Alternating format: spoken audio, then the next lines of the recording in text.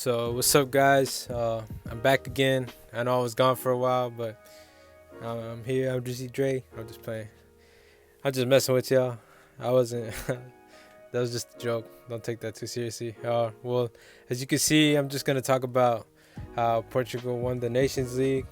Um, it was a great performance. It was a hard-fought final, and you could see it. It was just one. It was just a goal that made the difference, but it was a good game, in my opinion. And you could say that Cristiano got carried this game, but it's whatever. I mean, the teams got to do what they got to do. They got to win the games they got to win. And, I mean, Eder did it in 2016 in the Euros, and Guedes did it right now in the Nations League. But it's still a great team achievement, even though everybody wants to blow up Cristiano's ego. But Cristiano was still a part of it.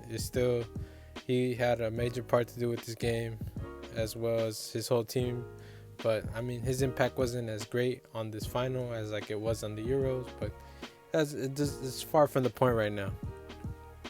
I'm just gonna talk about the game, how I felt about it, how the gameplay was, like what each team was doing to just try to win the cup.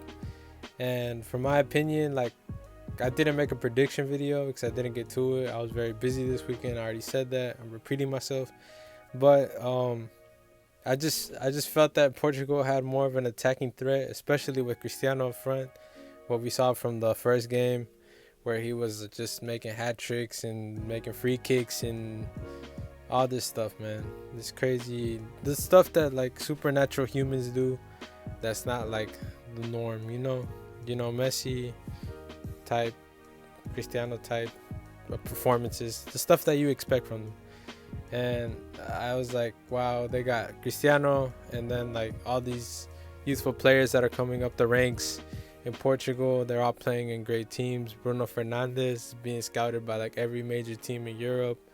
Guedes just won with Valencia, La Copa del Rey. He's an attacking threat. He's a very attacking player. Bernardo Silva, Manchester City. That guy runs like crazy. That guy's an engine. He's also an attacking threat. Very, very important piece to Guardiola's conquering of the Premier League and all the other cups they won. And then, I mean, who else you could say? Ruben Neves. He didn't even play this final, but he was still a great part of the Wolves' 7th place finish in the league, in the Premier League. I mean, John Moutinho, he played, I think, like very few minutes, but still, he's a good player. He's one of the older folks, one of the veterans, but still put in a good shift. I don't know who else played. They had someone named Rafa Silva. I'm not too sure who that player was, but that player was sure an exciting prospect. João Felix on the bench, They just got too many options. They're kind of spoiled for the years to come. They got Semedo that's playing. Doesn't play at Barca, but he's playing here, but he's playing great. I mean, and then Carvalho in the midfield. He was breaking up play. He was controlling the midfield. He was winning balls. He was doing what he had to do, and he was getting his team forward, which was the main thing that he needed to do. And he played a great game. Portugal had so many shots, I remember, in the first half, and I was like, these guys are going to win it for sure. And I thought they were going to win it even before the Netherlands. I thought that they were going to win it. They were going to win it no matter what, but I thought they were going to demolish whoever they came against. And when I saw that they were going to go against Netherlands, I was like, oh, maybe Netherlands may have a chance. But then at the same time, as like you see the game against England and how hard it was for them to even score.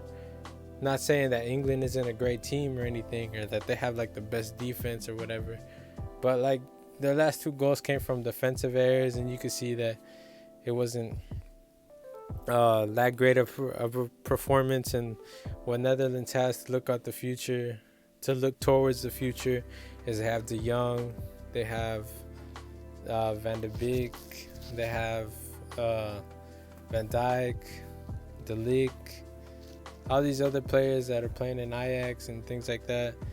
that are very good, as well as Memphis. Memphis is a good player as well, but I feel like his other attacking partners, his other options, they're not to the level, or they're not to the standard that the whole team should be. So that's why I thought they were gonna struggle in this game, and why I didn't think they would actually win the cup, because their attacking threat isn't as good as their defensive output, And that's why it was super hard for Portugal to even score in this game.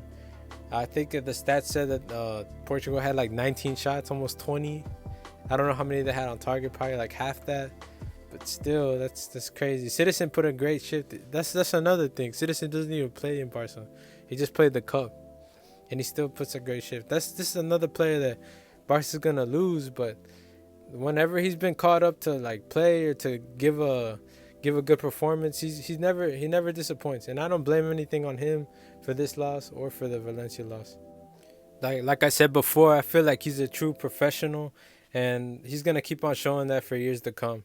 And I know he wants to leave Barca because like he needs playing time, and Barca he's not getting it because Ter Stegen is having he's having a good season. He's been having good seasons, and he's been participating really well. And I mean, at the same time when we signed him back then, I was like, why is he coming? Like he was in the World Cup in 2014, and I felt like he was one of the best goalkeepers of that World Cup. He was one of the better ones. And so I was like, when he came to Barca, I was happy because we're getting a world class goalie, but he's not gonna play because Ter Stegen is starting to come up, and I was like, whatever, like it's gonna be competition between them. But as well, like he's been professional, he's done what he has to do, and I feel like he served Barcelona well. And wherever he goes, I wish him the best, and that he gets playing time so that when he does come to these games with Netherlands, he'll be even more clinical and more agile and more awake for these games. Not saying that he wasn't, but he'll just be more sharp because he'll have more games under his belt for the next World Cup or the Euros. I mean, because the Euros are coming up. And the game was really tight. The second half goal, it didn't come. Yeah, I mean, the goal didn't come until the second half. I mean, Netherlands had a few chances. Like you saw one out there where Gigi Wijnaldum just tried to chip it over the goalie, but there was offsides. I mean, you couldn't do anything. There's like this rule, I think, where if a player's offsides, I think they let it develop so that they can check it later, and they just let the assistant referee, not the assistant referee, but the offsides referee decide to make a call. But he makes a call, but right after the play. So, I mean, it wouldn't even amounted to anything. And the goal was a good play. Like it was off like a throw-in, I think. And I think it was a play between Guedes and Bernardo Silva, where I think Guedes acted like he was finna go for the ball, and he just let it go through and went on to Bernardo Silva, and then Bernardo Silva kept on running. And because I think the Ligt was guarding the throw-in, he got messed up with the play in between Guedes and Bernardo Silva, and Bernardo Silva just kept on attacking, and he just kept on moving forward. And as he moved forward, he brought in he brought in Van Dijk towards him, and as Van Dijk went to go try to intercept the ball, or intercept the pass, or whatever, the shot, Bernardo Silva knew that Guedes was coming in behind him, and he just puts the ball in back, and then Guedes just hits that first time. And I mean, that's basically game right there, because like it was a hard fought game. Both teams were attacking. I'm pretty sure, I remember, not so sure, but I remember that right after this, basically Netherlands just shut down. Not saying that they didn't attack anymore. They were still attacking, but they just weren't as they were barely a threat. I think they had I don't know how many shots they had on target right after that goal, probably like 2 or 3. But they had some shots, but they just weren't on target. They weren't hitting they weren't even going close to the net. So, I mean, that was basically the game. Great performance by Portugal. Like I said before, the stats right there, they deserved it more. Even though the Netherlands had more of the possession, but they just didn't do what they had to do with the ball. But Portugal outworked them. They really made it hard for them to get out the midfield and then try to produce something with their attack. And the players that Netherlands has is very limited because they have a good spine of players, but they don't have like every single player. As Portugal has like this emergence of young talent that all these players are playing in important leagues and important clubs. And I mean, I'm pretty sure everybody should be scared for Portugal in the next World Cup because this team is gonna be crazy. Like Cristiano's gonna be 37, but like I'm pretty sure they're gonna just put him as a number 9, and they just gotta whip that ball into him or get it to him, and he's gonna start scoring, and like the other ones are gonna be doing all the work. So Portugal's got a great team for the next World Cup. Netherlands, I hope they can produce more young talent, maybe some wingers, some people to help Memphis up top. Maybe I feel like in the midfield they're kind of covered, but I mean, they're great team performance. Good for Cristiano, good for his records.